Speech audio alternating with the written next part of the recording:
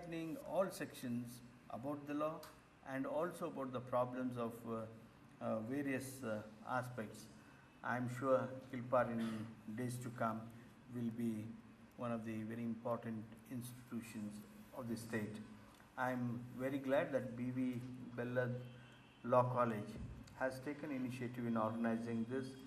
The only fact that you have organized this workshop, that itself shows how concerned the institution is for the society and the people at large. I wish the principal and his team all the best. I wish the students all the best. I am sure this workshop will not be a workshop like some recommendations are made, kept in the cupboard later, or posted to the Vice Chancellor or someone. No, since even officers are involved in this, I would like you to pursue about the recommendations, and I would like the Kilpar to take up with the government and also the relevant authorities to accept the recommendations when they are really fruitful. I once again thank the organizers, particularly Mr. Kavatkimad and Mr. Bellad for having taken this initiative. I once again thank you one and all. Thank you, sir, for sharing your vision among us. Now, may I call upon Honorable Mr. Justice N. Kumar, Judge, High Court of Karnataka, Bangalore, the chief guest of this workshop, to enlighten the audience about the subject of this workshop.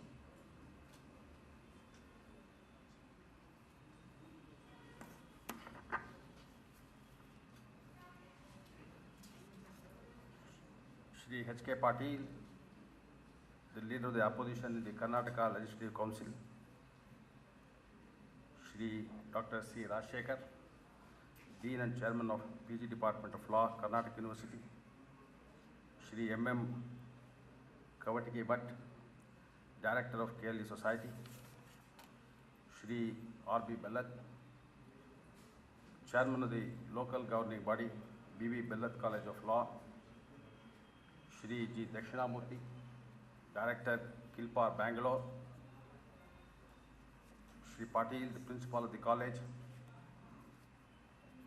the learned members of the bar, the resource persons, police officials, students, and ladies and gentlemen.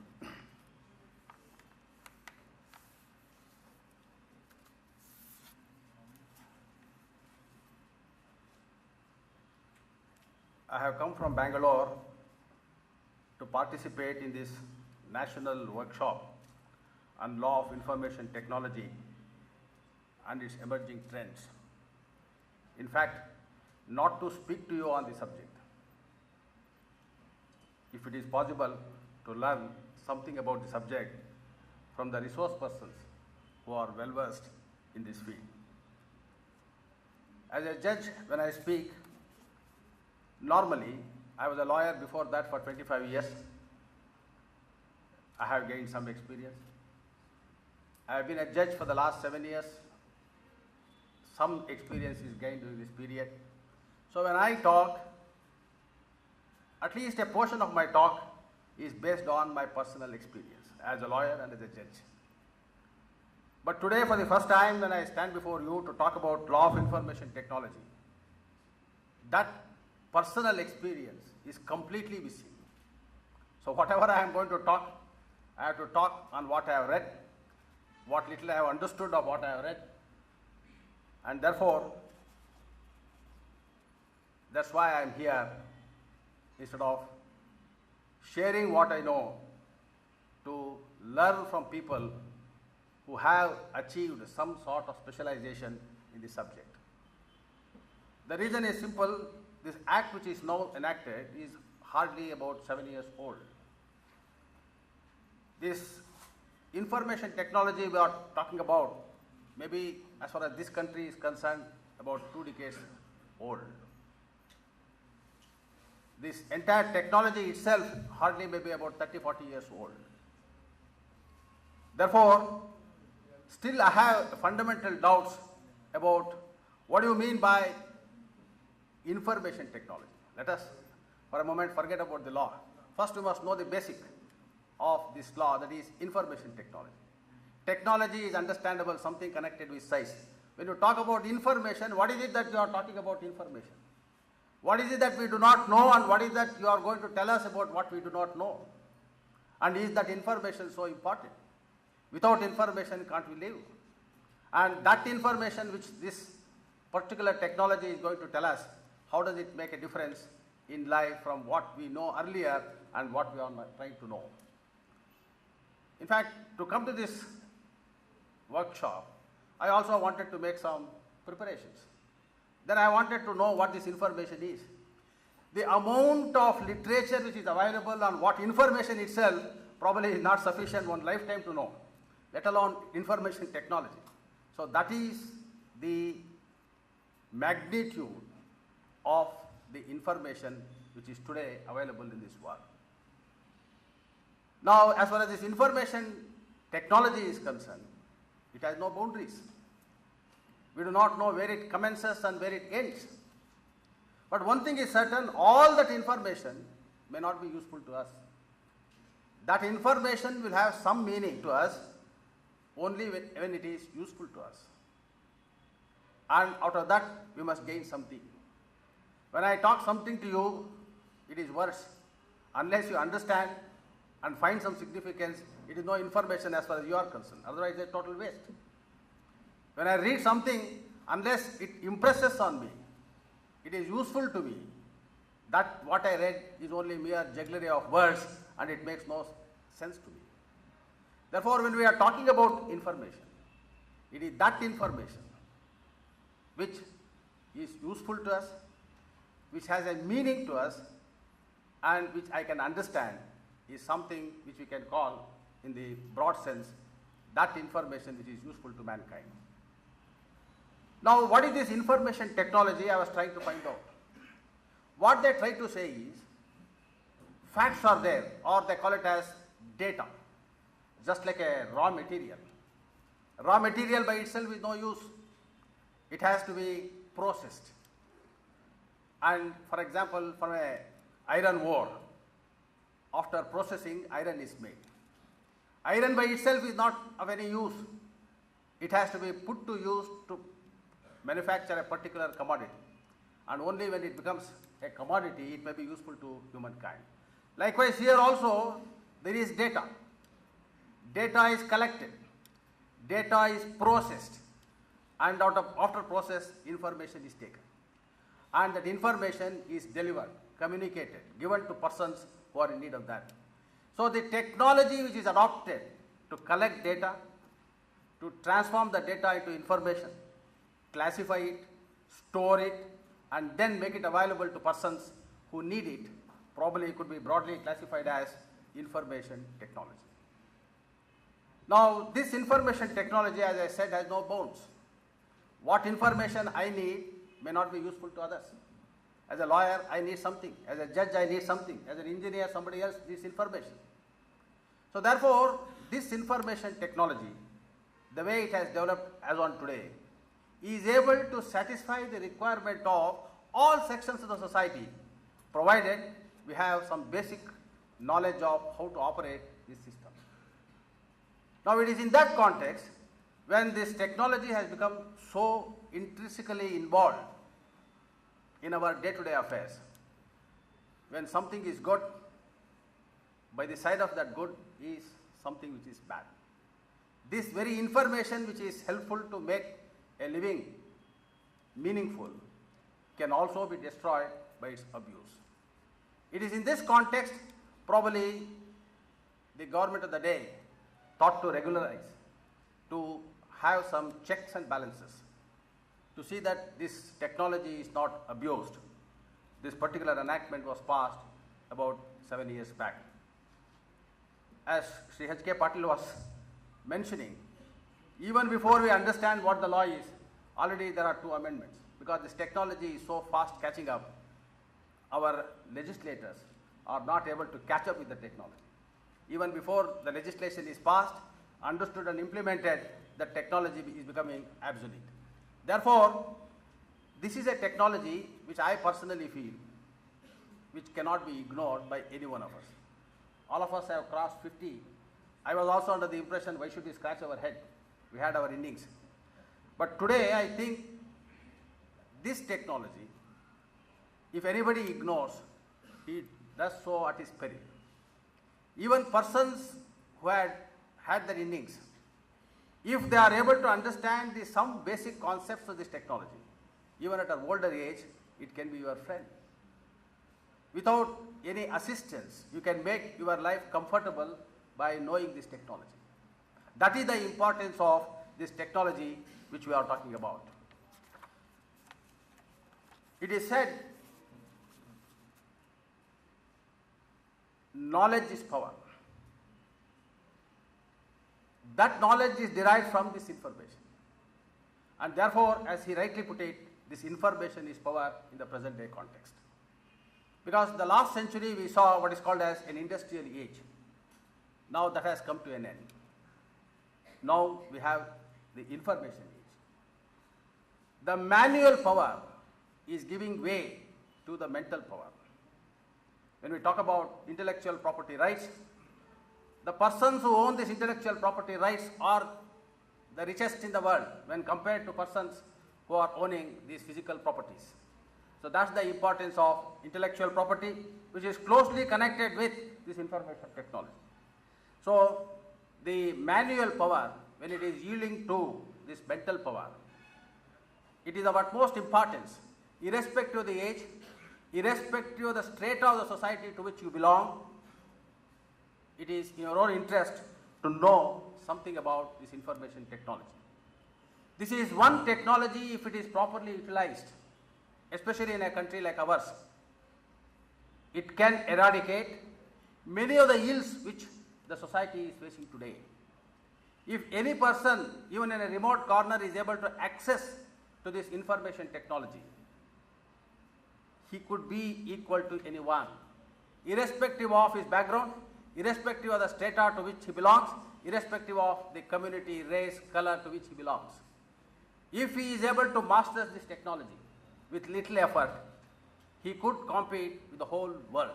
Because with this technology, the boundaries of the nations have crumbled. The distance is no matter. So sitting at a particular place, on your table, you can interact with the whole world. That is something which was unimaginable about 10 or 20 years back. That is the ambit and scope of this particular technology, or the usefulness of this technology. In addition to this, nowadays we see there is a convergence of information technology, communication technology, and electronic technology, which has made the present day world totally different from what we saw in the past. Yes, there is an abuse of this technology. But I, for one who believes, let us look at it from a positive angle.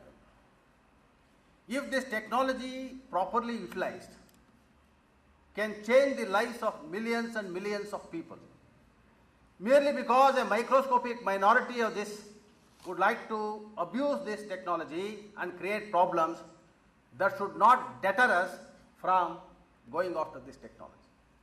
It is there, regulations, law is there, and it will take care of. But the importance and the significance of this technology should not be undermined because of its abuses. Now, speaking for the judicial fraternity, because we have a tendency to revolt against anything which is new. Today in our country, there is a criticism that our courts are not able to deliver the goods within the reasonable time. Even though we have one of the best judicial system, it is this delay in disposal of cases which has brought a very bad name to the fraternity as well as to the profession. I, for one who believes, if we lawyers and judges and the court staff are able to understand this technology We need not become experts.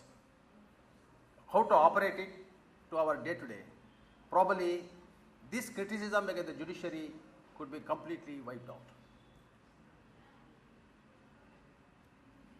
The judges must have some knowledge of this technology. The law students should have knowledge of this technology, and as well as the lawyers. Here I may mention it to the young members of the bar. This is one area where you can overtake your seniors. Your seniors who are in 50s and 60s find it very difficult to comprehend what this technology is. Having regard to your age, nothing to do with the legal experience, this technology you will be able to master. And tomorrow is the day belonging to information technology, because it has its impact on judiciary in almost all fields. For example, as a lawyer, I used to get it typed.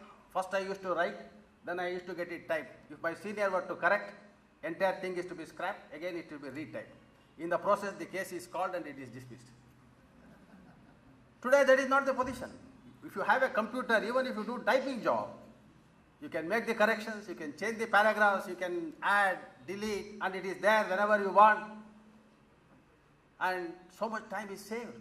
And your draft could be perfect. You can correct it any number of times. Drafting of a sale deed, drafting of a lease deed, you can have a prescribed format. All that you have to do is fill up the gaps, change the party's name, change the boundary, change the consideration. In 10 minutes a sale deed is ready. Otherwise, as a lawyer I used to take weeks to prepare a sale deed. Same thing with the statements filed. Now as a judge I am having the benefit. I dictate, I correct, I change the paragraph. Nothing happens. Everything is ready and I am able to release my judgments within 48 hours from the date it is pronounced. That's the speed with which the judiciary is expected to function. Today our causeless is in the computers. Judgments are delivered and copies are distributed within no time. In fact, our Supreme Court has started e-filing. A person sitting in Belgaum can file a petition in Supreme Court through e-filing. That's the advancement of technology. That's how we must utilize these technological inventions to make our life better, make our profession better, make our services better. Only if we are able to apply our mind, think for ourselves, because a technician will not tell how it is useful to a lawyer. And a lawyer, apart from knowing law, must know some basics of this technology. Otherwise, it is absolutely new to him. They say at the click of a mouse, you can get all these benefits. But even to get at a click of the mouse, there is some effort required and some basic knowledge is required. And that is a must for every lawyer. In fact, there is a Subhashita in Sanskrit. Api chinta manish chinta parishramam apekshate. Even if you have a chintamani which gives you whatever you want, at least you must seek for something. Like that, even if you want to click the mouse, you must know the technology. To that extent, the legal fraternity should equip themselves in learning about this information technology. Otherwise, this entire technology will be of no use for the legal fraternity. As I said, the juniors can have a walkover against the seniors if they are able to master this particular technology. In fact, we have seen lawyers' offices with big almirahs full of EIRs from 1920s, because that is the only thing which a lawyer's son inherits from his father, not the property but the books. Whether he reads it or not, that's a different aspect, but he inherits, and with reverence he keeps it saying, it is my father, grandfather's book. Today you can have everything in one floppy or two floppies, and with the press of a button, if you know the technology, you will get your judgment on the screen. How to search for it? Again, there is technology which will help you. You don't need an assistant, you need not a stool to get up and take the book. Sitting on the table, if only you know how to operate these computers, you will be able to get whatever judgment you want, of whichever court you want, in seconds before you. That's the advantage to this profession.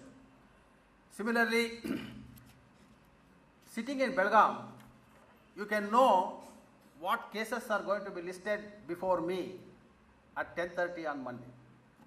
Looking at that, you can take the train. If your case is not listed, you can be well be in Belgaum itself. That's the advancement of this particular technology as far as our judicial function is concerned. Because I am speaking at a college, this is a technology which we elders find it difficult to grasp. The young minds can grasp it. Therefore, it is of utmost importance. Thus, this technology should be made a part of the curriculum in every law college. It is not science, it is not something connected with law. Unless you know these basic concepts of science, this technology will be a total stranger as far as the law students are concerned. In fact, the legal profession also has gone too far. When I joined the law course, I was told not only you must be proficient in law, you must also have some knowledge of history, economics, political science, sociology, so that you should know the requirement of society. Those days are gone. Now with this intellectual property rights assuming importance, especially if you want to master the patents law, it is not mere science, you must know physics, chemistry, biology, what not. Every scientific knowledge is a must today for a lawyer if he wants to argue an intellectual property rights case, especially in a case of a patent. Most of the patents case arise from pharmaceutical combinations, chemistry, physics. Now they say BT, biotechnology, and now we say cyber law. So today science has become a part of a law curriculum. If you don't know these basic sciences, when you graduate yourself as a lawyer, you will be totally ignorant of the subject, though you know the law. So mere knowledge of law is no more sufficient for a lawyer to be successful unless he has these basic concepts of science which is closely connected with law. Because as I said,